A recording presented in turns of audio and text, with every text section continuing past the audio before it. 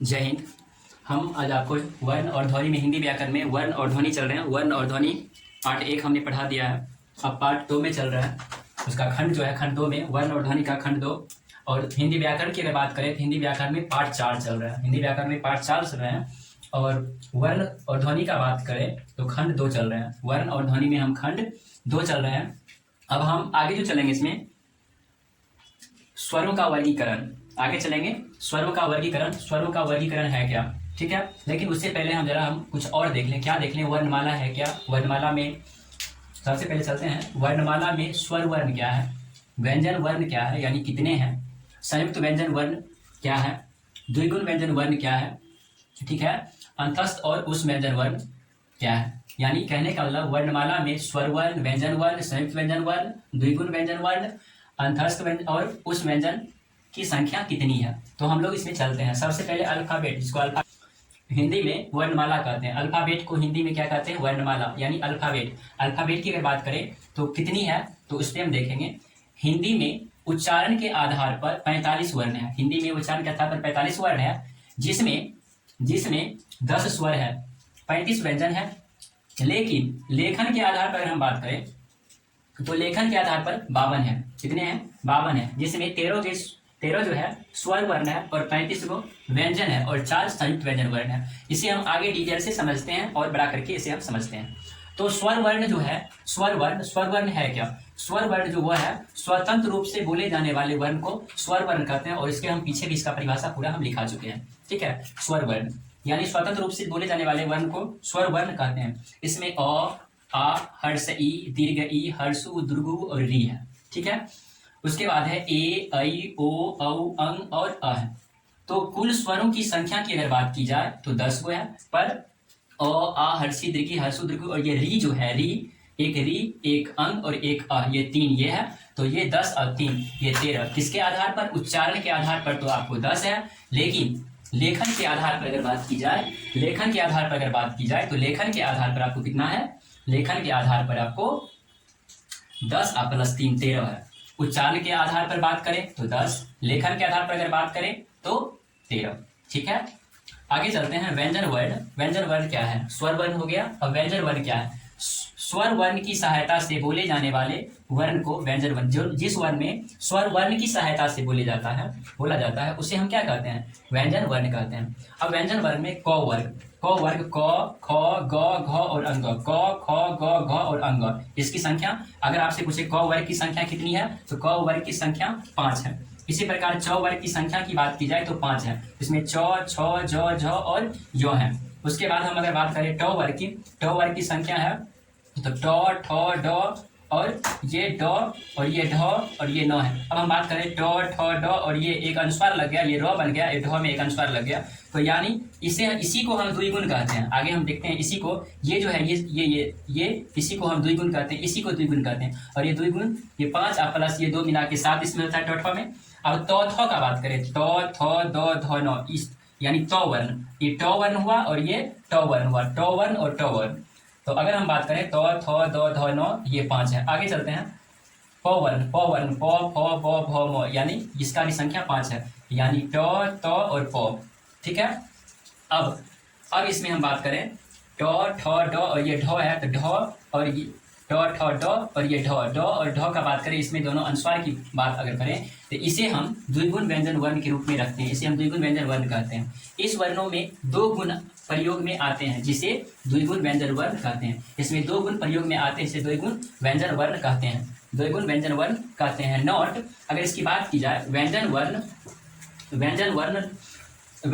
की कुल संख्या द्विगुण वर्ण की संख्या यानी व्यंजन वर्ण की कुल संख्या की अगर इसमें बात करी जाए इस सब में, तो इसकी संख्या 25 है और प्लस 2 है द्विगुण, यानी दोनों मिला करके आपको 27 हो जाता है, ठीक है। तो इसे हम देख लेंगे। फिर आगे देखते हैं अंतस्थ, उष्म और व्यंजन। आगे हम लोग चल रहे हैं। अब आगे मेरा है अंतस्थ। अंतःकरण से उच्चरित होने वाले वर्ण को अंतस्थ व्यंजन वर्ण कहते हैं। जो अंतःकरण से यानी अंतःकरण से बोलने वाले शब्द को अंतस्थ कहते हैं। यानी य, र, ल और व, इसकी संख्या भी 4 है। अंतस्थ का संख्या कितना है? 4 है। अब आगे आगे बात करते हैं उष्म का। उष्म क्या है?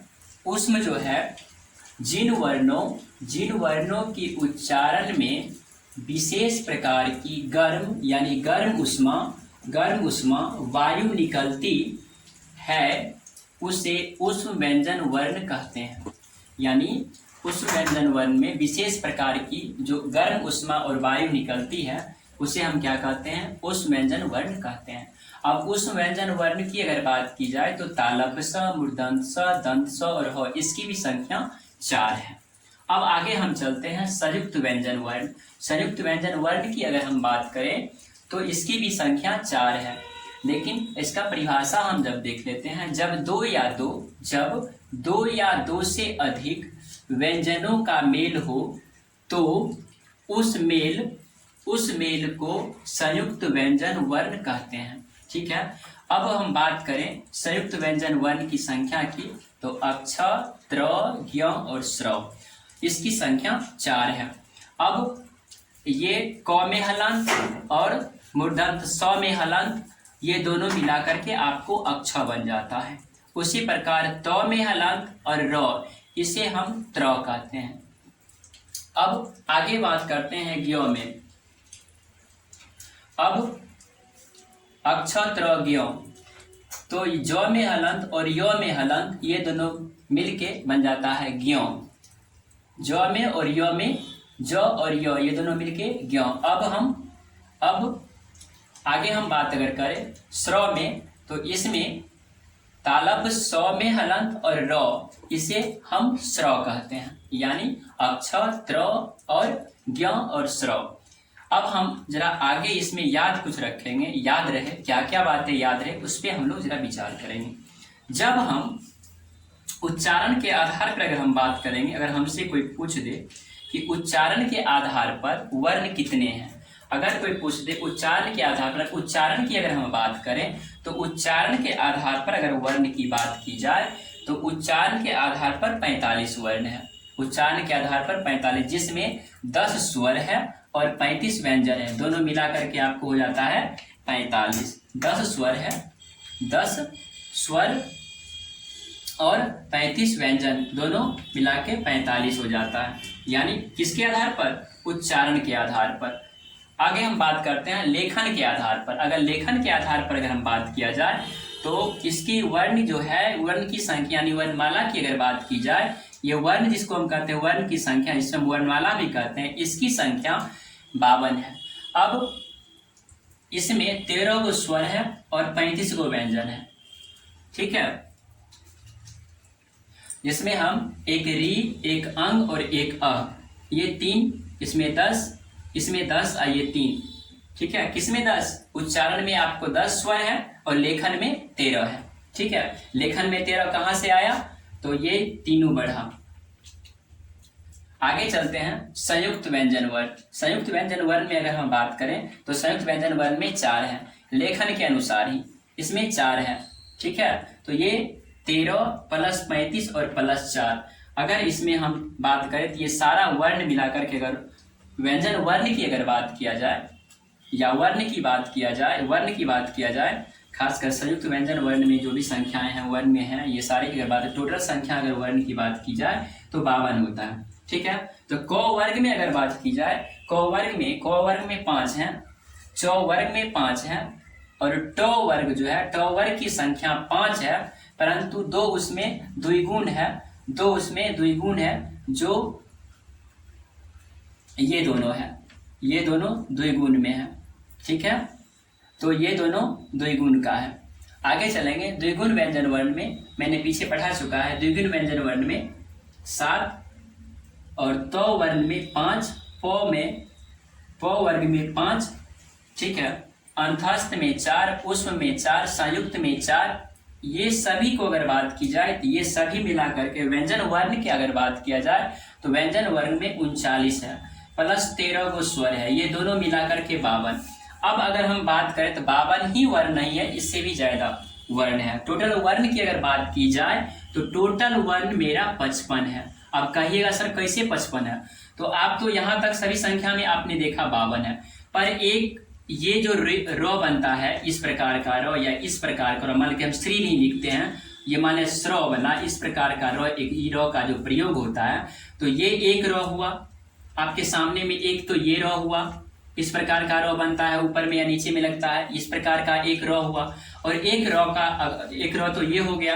अब इसमें हम बात करें एक चीज और, इसमें जैसे अंग दिए, एक अनुस्वार, एगो अहकार एक पड़ता है, तो 1 2 और 3, तो आपको तो यहाँ तक हो गया 52 और प्लस ये 3 जोड़ दीजिए, तो 52 और प्लस 3 कितना हो गया, 55 हो गया। यानी वर्णमाला की अगर बात किया जाए, वर्णमाला की अगर बात किया जाए तो इसमें टोटल वर्णमाला की संख्या की अगर बात की जाए तो कितना है, 55 है।